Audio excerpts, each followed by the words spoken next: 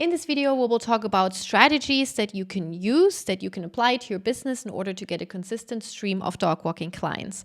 I have accumulated 15 different strategies and I have divided them into 5 different levels of difficulty. So I've already prepared my little trusty tablet here, and I actually thought that I'm gonna, write all of the strategies like above it and below it, but really honestly it's just so hard for me to write on a tablet, so I'm just going to go through it and I'm going to mark where I am currently. Okay, so first of all, I am Sue. Just so you know, I help people become dog walkers, and dog walkers really build a professional dog walking business and eventually hire employees so they can experience more freedom, whatever freedom means for them. Okay, so let's start with, and I'm going to mark it here.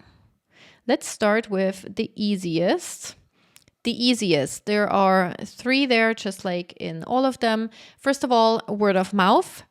You should tell everyone about your business, especially if your service area is right where you actually live, which it usually is. You should tell people that you meet in a grocery store. You should tell your sister, your brother, your family, your parents, your best friend, your friend of your best friend, literally everybody you meet and talk to. You should tell about that you started a dog walking business or you have a dog walking business. If anybody's looking for a great dog walker or pet sitter, they should contact you, give them your contact information. So that's part of the word of mouth. The other word of mouth is be in contact with other pet sitters and dog walkers. It's super important not to see them as just competitors. Yes, they are competitors in certain ways, but they really should be more like your colleagues, you know what I mean?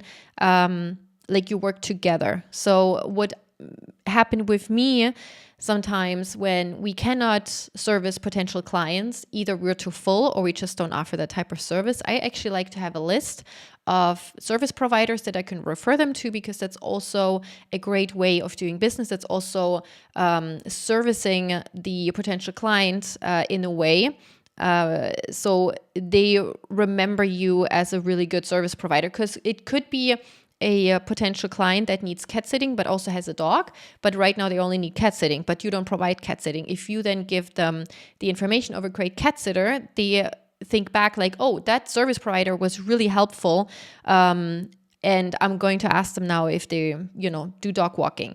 So it's always really good to and it's just a nice thing to do, just to try to help people.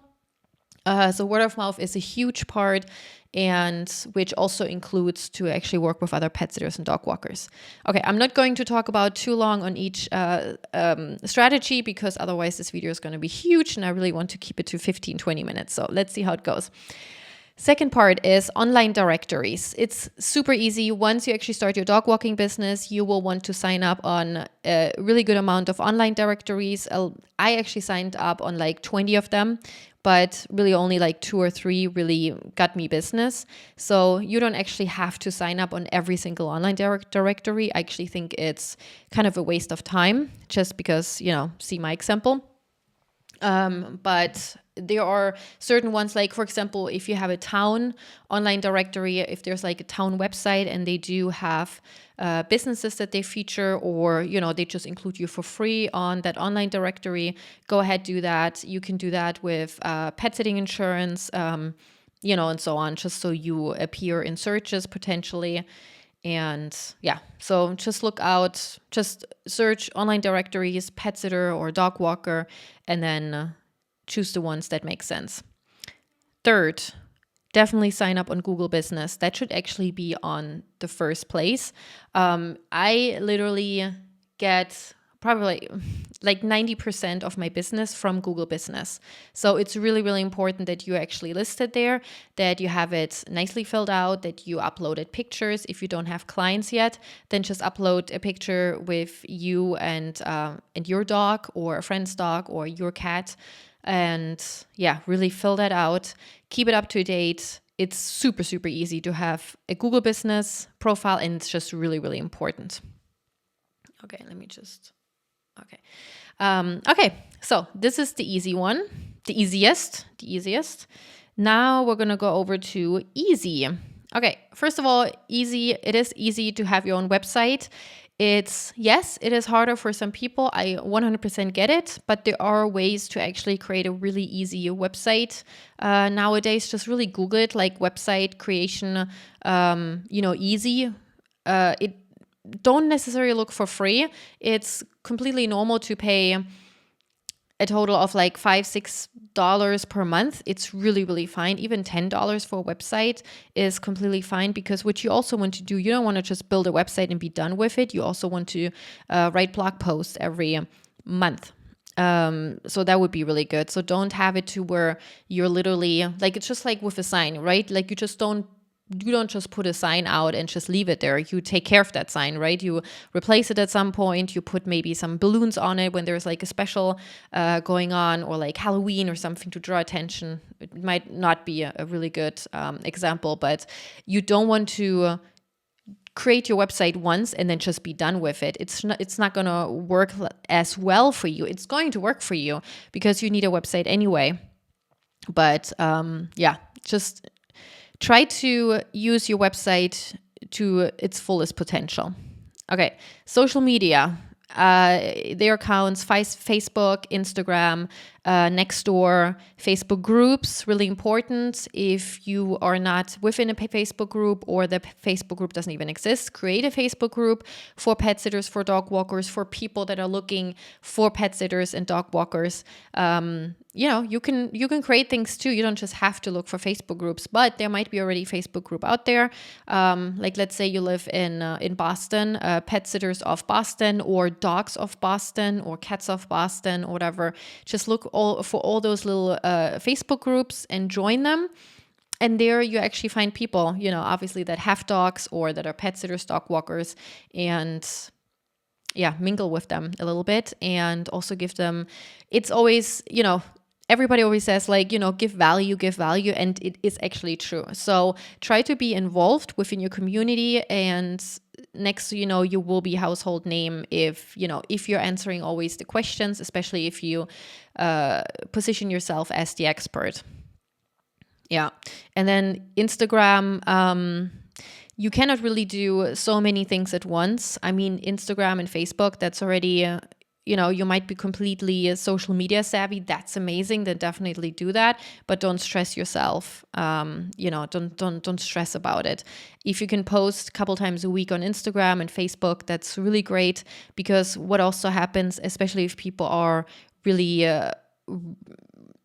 favoring Instagram, like let's say when they find a business, they look on Instagram. For example, well, it might not also be a good example, but I was looking for a hairdresser a year ago, and I always looked them up on Instagram if they showed how their hairstyle came out. And when I didn't see an Instagram profile, then I didn't even bother, right? So it might be also for your potential clients that they're like, okay, are they on Instagram, and are they posting? Are they even still in business? So it's definitely really wise to do a post at least like every week. Every few times per week would be even better. But and Nextdoor, I got some business out of it. It really depends in your area. Like some areas are just really they're just really active on Nextdoor. Some are just not. But if you can be on Nextdoor, try to do that, and try to also involve yourself a little bit. And, you can also, when you talk to your clients, that's always the biggest part too. When you actually talk to your clients in person, ask them where they're hanging out, and if they can refer you, that you would really appreciate it. Things like that, besides writing a review. But that's a whole nother subject, and that goes into the Google Business profile. All right, business cards. Yes, business cards are still in, I think. Not many people have necessarily business cards, but I do think they serve their purpose, especially if you are walking a dog and then a person sees you with their own dog and they are asking like, okay, do you take on new clients, and you get to talking and you just want to give them the information really quick, you can just pull out a business card. You can also say the name, but really honestly, like when somebody tells me a name, I'm really, really trying hard to remember, but sometimes you just forget. So it's always good to have a business card, even laying it out at your vet, at a pet store, if you have connection somehow that's, or like a plumber. For example, we have a really good connection with our plumber who is very, very, who's very desired, like let's say that, in our area. Like he's really known, and he always gives out business cards, when he talks to people from us. So it's really amazing. So business cards still serve a purpose. They're really cheap. You can get like $250 for $10 or something like that on sale sometimes. And even if it's not on sale, just get them and you have them. All right, so this was the easy one. Now let's go over to moderate. Moderate, flyers on poles. I recommend, if your town allows it, and sometimes you just find out once you actually do it. We just did it recently again. And we're a well-established company. We have been around for 10 years, but it really is amazing to do those marketing tactics that usually startup businesses do. And it works so well, even especially for well-established businesses. So I highly recommend printing out a flyer and putting it on poles. Sometimes, towns even tell you like where you can post it, but I would put it on train stations, in front of a post office, in front of apartment buildings, in front of childcare centers, especially in front of like a dog grooming place. Just places where people frequent a lot, like places people frequent a lot. Okay. Second one, uniform, which means a company shirt. So go on to Logo Up. Logo Up is pretty expensive. There are also other ones like Queensboro, like Queens, like Queen, S, and then BORO. They have really good prices, but they just don't have that many companies that they're carrying in order for you to print on the logo. But Logo Up, Queensboro, Vista Print, they're all really good. They serve their purpose. We like to wear embroidered shirts, but printed shirts are just as fine too. It just really depends on your logo. For our logo, embroidered shirt just works so much better. So a company shirt, definitely wherever you walk, company sweater, uniform, it just works way more professional. And then also people that see you walking by, they can just catch the name and then, look you up, especially if you walk by certain houses, of course, which you do if you provide midday dog walking all the time. They see that logo all the time. So it's a non-brainer to have uniform. And then you can also create products printed with a logo on it. So what you can do if you go frequently to a dog park, especially if you have your own dog, you can have tennis balls with your logo created. There are companies that do that, even frisbees or like a dog jacket or something. So if just be creative. Maybe there are way other things that you actually think about, and you know what, just put it in the comments if you think about another creative strategy or tactic in order to promote your business, because that might also help some other dog walkers, because we want to be a community here, right? We want to help each other. So this is it for moderate, and I'm still pretty good, 14 minutes. Now let's go to challenging. Okay, challenging, even though it's not that challenging, but I just don't ever see anyone doing it besides me, and no one ever is talking about it. Lawn signs. You know how the construction workers, the landscapers, they have lawn signs. They just put lawn signs in front of the building that they're working on. Of course, we cannot just do it. I always ask, but pretty much like 75% of all of our clients are okay with it. And I just put our lawn sign as close as possible on, like to the street. Just be careful, because at least in my towns in New Jersey, in the suburbs, in between the street and the walkway, like the pedestrian way, that little green area is owned by the town. and you cannot put it on there. It will most likely be removed. So put it on the lawn, the front lawn of your client, like as close as possible as you can do to the street, or like not to the street, but to the walkway, and then you're good to go. So we have currently, I think, 3 lawn signs, which we should actually have way more, because so we'll actually create way more lawn signs to put them all over town, because it's not just that people see that lawn sign, like our information once, but they see it multiple ways. Then they see it on flyers, they see it on the lawn sign, they see it in an online business directory, they see it on advertising in a dog park. So there are multiple ways already. They always see our company, and eventually when they need dog walking, or they need like another dog walker, that also happens a lot, where they're not happy with their dog walkers, they're coming to us.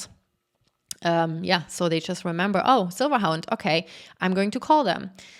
So so lawn signs, newsletter, email. You can have a freebie on your website and then have people opt in. I honestly have not done that yet. I always wanted to do it. I just didn't have to. I just didn't put my priority on that, but I do plan on doing that, and then I'll let you know how it actually went. If you're already doing newsletters, like if you collect emails from your clients, let me know in the comments, just so people can actually learn from you then maybe what worked for you, if it worked for you. It's just something where you have to create something consistently. I'm working on consistently blogging, consistently putting something on Instagram and stuff. And there's just so many ways that you can do consistently until you're just overstimulated, overworked, and then you don't do anything. Like, that's how I work. I rather concentrate, like moderately on like 2-3 channels, and then I'm good with that. So you just have to really choose what's good for you, what works for you. But so you can collect the emails from your clients and then have automatically a newsletter sent to them every month, or every 2 weeks, or every quarter, whatever it is. The consistency, of course, is key here. And the third one is a wrapped car. Yes, you can also do a magnet on a car. I just don't think it's as impactful. But yeah, before you don't do anything, put on a magnet on your car.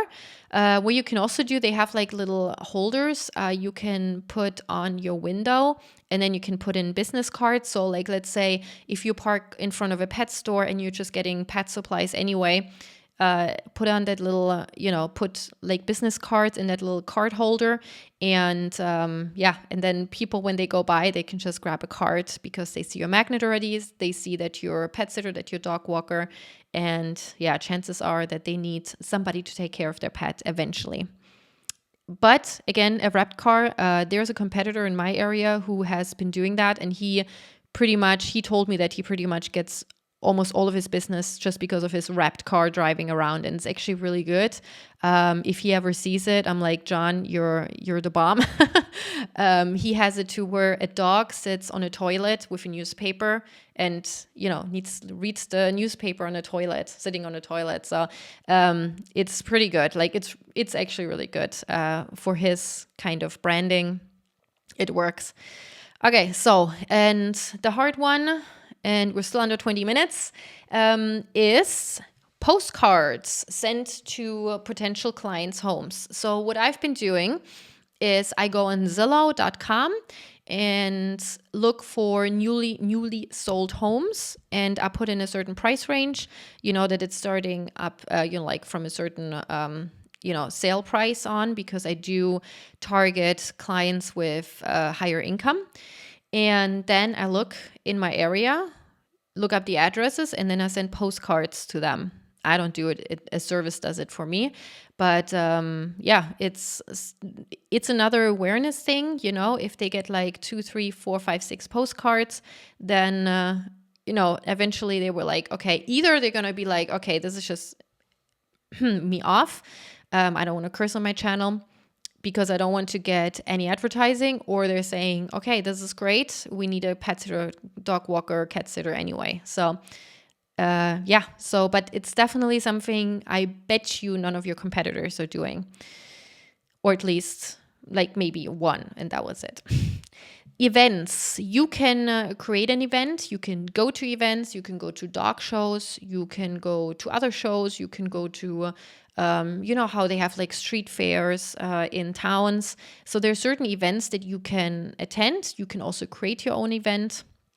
But the costs are pretty steep usually. So just make sure that you choose something wisely. I mean, sometimes you just have to try it and see how it goes.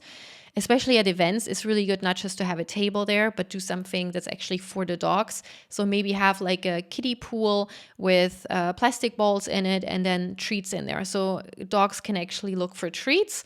And then you also have what my third point was, the moderate point was, you can have definitely have products with a logo on it. So tennis balls, frisbees, collars, whatever, you know, you can just give out for free. Or you can also do it to where you have a raffle going on where, you know, products were $50, $100.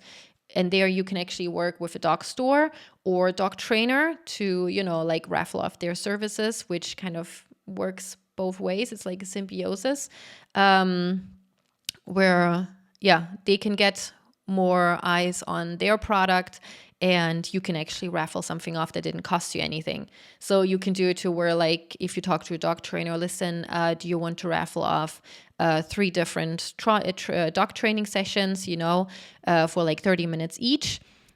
And then you can also talk to a pet store. Hey, do you want to give out a $15 coupon or whatever? And then there you go. You already have $60-$70 worth of a price, and then you just put in like a tennis ball and a frisbee and stuff like that, and treats, maybe home baked treats or whatever, and off you go. So, but yeah, I definitely recommend trying it out. Don't be too intimidated. Sometimes it's really, really cool to actually even practice that when you have your own table and a banner and, you know, really talk to people, because then you also see, okay, what are their fears? What are they really worried about? What are they asking you constantly? You can also use that to put it in your FAQs on your website. So there are many ways to actually benefit from it. And I bet you if it's in your area, you will definitely get a few clients out of it. And the last one, billboard advertising. I'm actually currently looking into billboard advertising because there are some billboards in our area. I'm actually looking at like very frequented streets that are like main streets that are close by, because yeah, even if we don't service the entire area around it, there's still people that drive on those streets that need, you know, dog walking or cat sitting in my area. So yeah, billboard advertising, it's probably like the hardest. It's not necessarily hard because I actually, there's like a realtor website that deals with pretty much almost all the billboards in America, I have a feeling. You know, even the ones in Times Square and stuff, like the ones that are hosting or whatever it's called, yeah, that are basically selling space on their billboards in my area, are also the one hosting space on the billboards on Times Square. So it's really interesting. It's really cool. I'm sure it's, you know, it's just really having the money to do it and then just seeing how it goes. If you're not a graphic designer, if you're not good with graphics, definitely hire a graphic designer on Fiverr.com, or you like a graphic designer in general. And yeah, do it right, at least when you're then doing a billboard. But I will definitely let you know once I do billboard advertising, because I thought it's so cool. I'll let you know how it went, what I did, you know, how effective it was. But I can really imagine that it's really, really effective because, you know, it's just so many eyes on that billboard. All right.